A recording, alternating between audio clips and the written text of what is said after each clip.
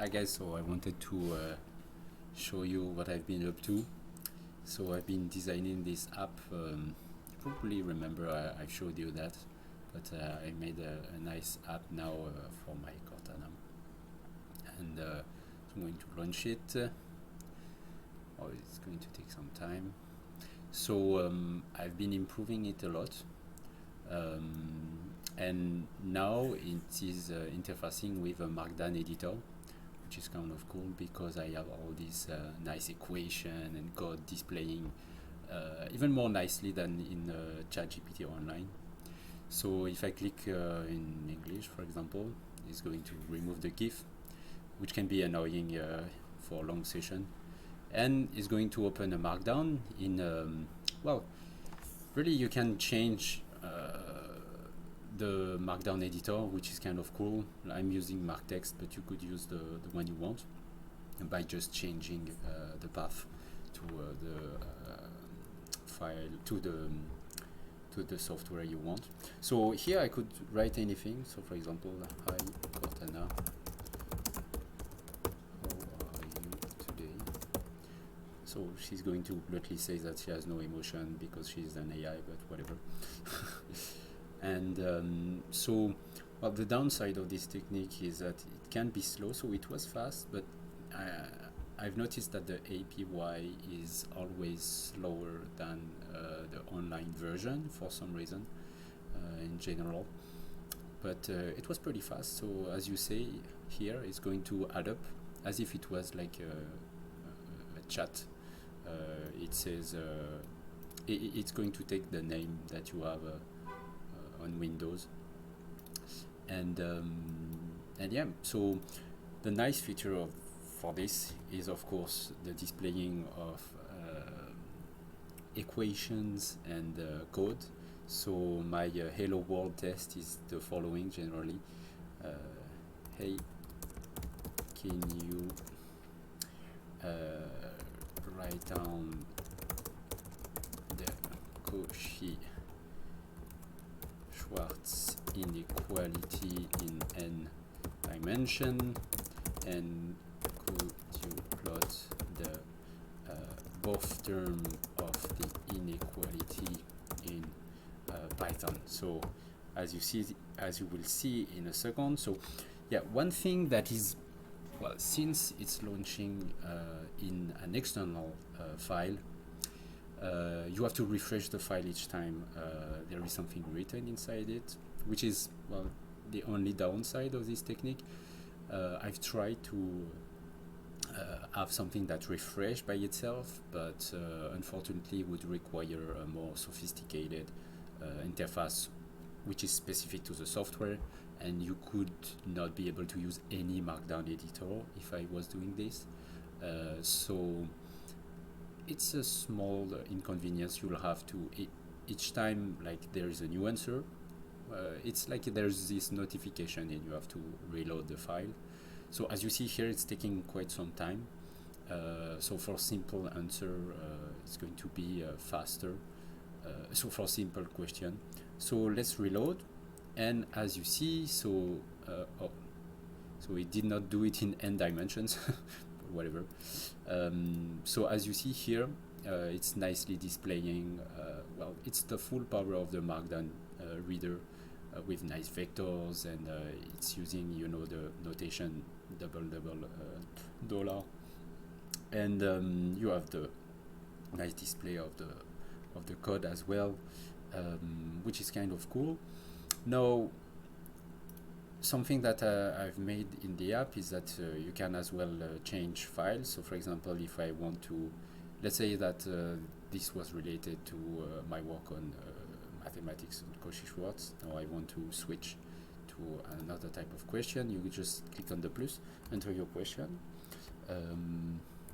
Can you give me a checklist for my groceries? I need to buy bread, butter and peanuts. So as soon as the answer is generated, it's going to open a new file. a new thread. And what is really nice about this is that it's, as I said, it's using the full power of the Markdown, so you can have the checklist. Really convenient as far as I'm concerned. I don't know, I've not tested it, but in theory it could create diagrams,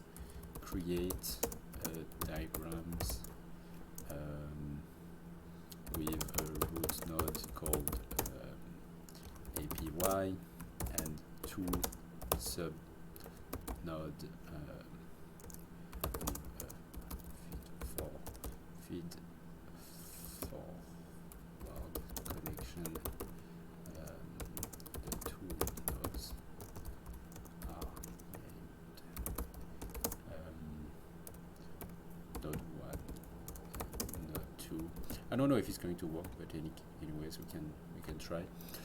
So another thing you can do is, so let's say if you inadvertently closed it, each time you could reopen it, and it's going to reopen the current file that we've been working on. So as you see, another thing you could say is, okay, I want to go back to another file. So okay, so as you see here, it's giving me the code. One thing that I could do is I specify to do that in Markdown, and it should be displaying it directly using the library. So what is cool in Markdown, there's tons of libraries you can use to generate all sorts of things, diagrams, etc. So you could use it here, ask him, and it will display directly in the file.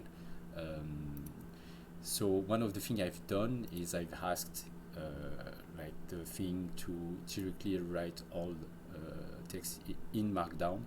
So when it's write list, etc., it's going to use the Markdown syntax. I could go even further by asking specific different type of library he should use when I ask specific commands, etc. I think that the potential is infinite. So I'm not going to test it, but you can talk directly to Cortana if you do that, either in French or English. Here you have the parameters in JSON, so you could it's taking time to load. This. Okay. So yeah, you can change the max token temperature and add any other parameter you want here. And so last but not least, yeah, if you want to change file, you can as well. You can go back to another file.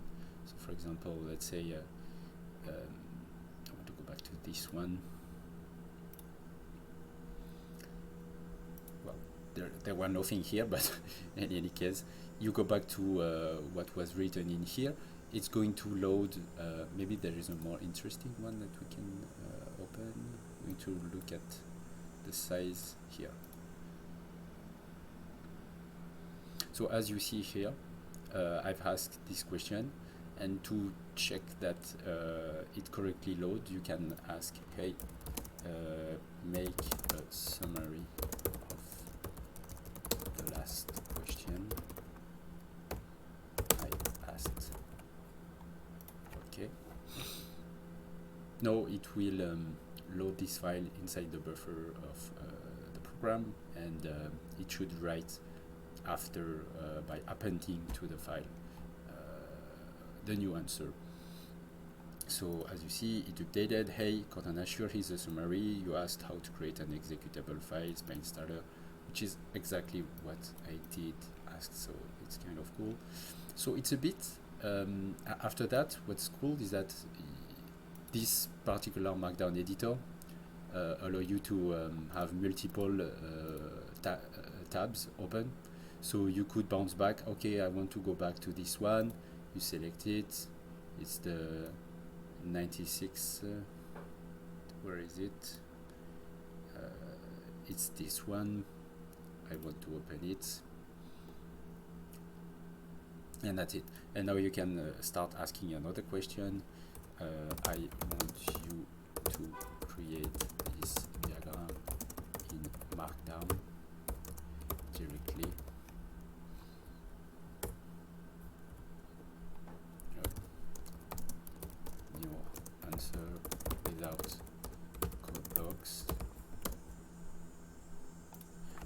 see what he's doing.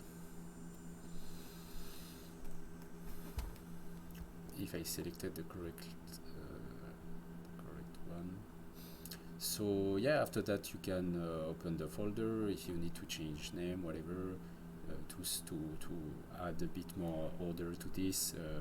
Say, okay, this was the Markdown question, etc. Oh, I'm sorry for any.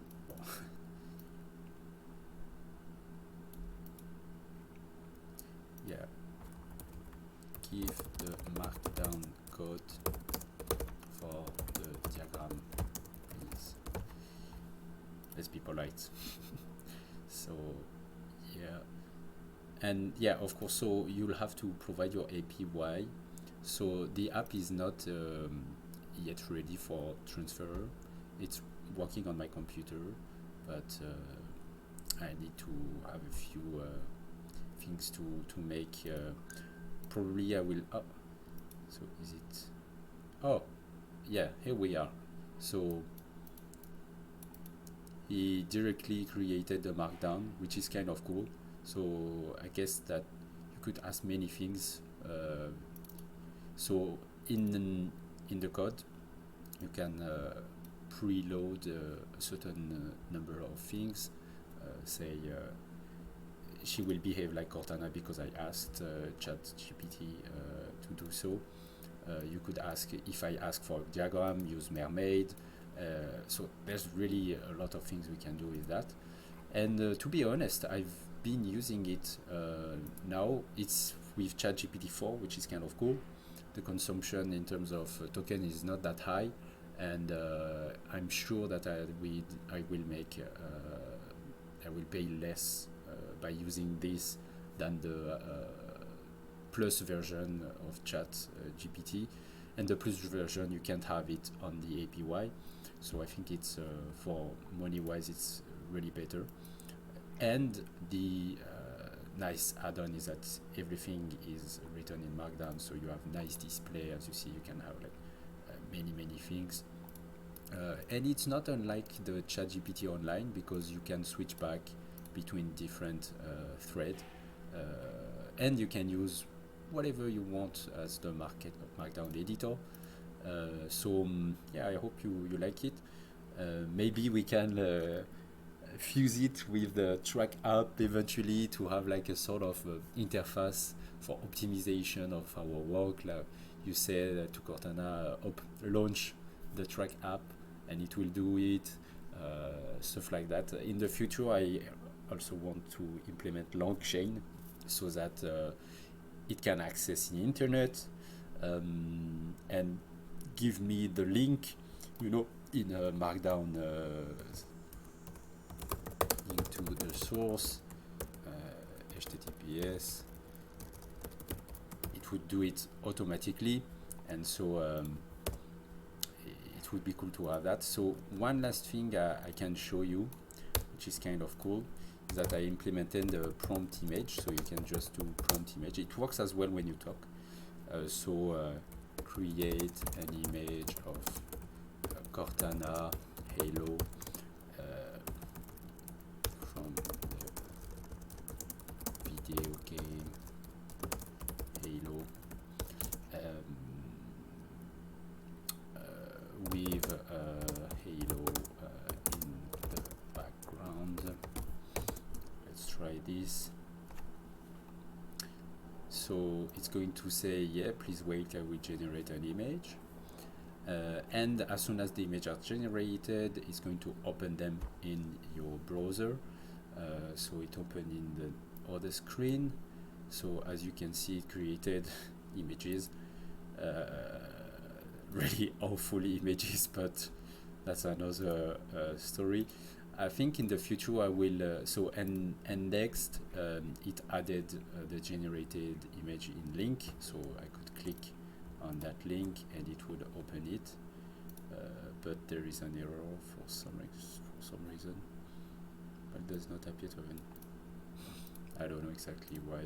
Maybe it's a one-time use link. I don't know exactly. But anyways, the link is here. And in the future, I was thinking that maybe with long chain, it could display other interesting thing. And I could add as well, for example, other type of image generator which are a bit better than the one provided by OpenAI, which as you see sucks a little bit. It's not really beautiful images, but anyways, it's good for logo though. I've asked, so for example, create a Kiwano logo with modern and simple style, simple and plain style for a crypto startup.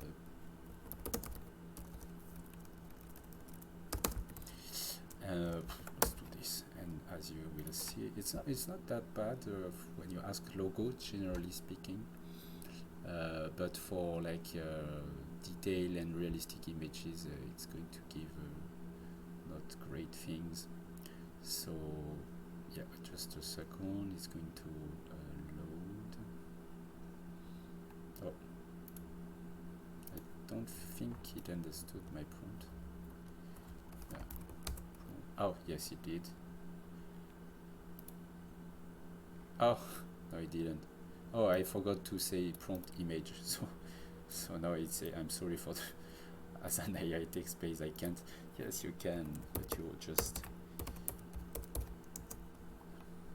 So what's cool is that if you if it didn't understood correctly, you can still copy paste what you had.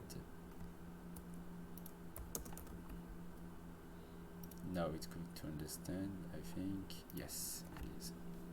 Please wait, I will generate an image. So as you see, this is a pre-generated message. It's not sent by GPT, so it's almost instantaneous. But the access to ChatGPT can be a bit long sometimes. That's the downside of the API. There's not really anything I can do about it from the perspective of my app. The optimal thing would be that it refresh automatically. There's a way, a sort of way where it actually close the file and reopen it, but I figured it would be more clean to have just a reload button. I feel it's nice to have the reload button inside the Markdown. It kind of gives you a pop-up when the answer is ready. So, for example, I used to work with two screens. It's convenient sometimes to, I see the pop-up, I know my answer is ready, and I just click OK, and it refreshes the page. So it's taking a bit some time to generate the images. Yeah, as it does sometimes. Yeah, it's. I guess it depends on how many people try to access it, right? But I find it really cool. I figured that the ChatGPT4 is really more interesting, especially for coding and math, than ChatGPT 3.5. So now I intend to use this as my main ChatGPT access and not the thing online anymore. What I like as well is that if I open the folder, I have all of the history of my exchange with GPT, which is kind of cool, and it's in Markdown, nicely displayed. I couldn't display it here, but I could display it in my notable here to create, let's say, I've learned about Cauchy Schwarz now. I copy paste, I go in my math, I just copy paste what I've learned on Cauchy Schwarz.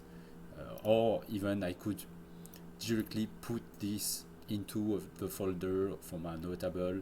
I just had to add some tags, and here I am. I integrate it easily with the rest of my workflow. So yeah, it's kind of cool.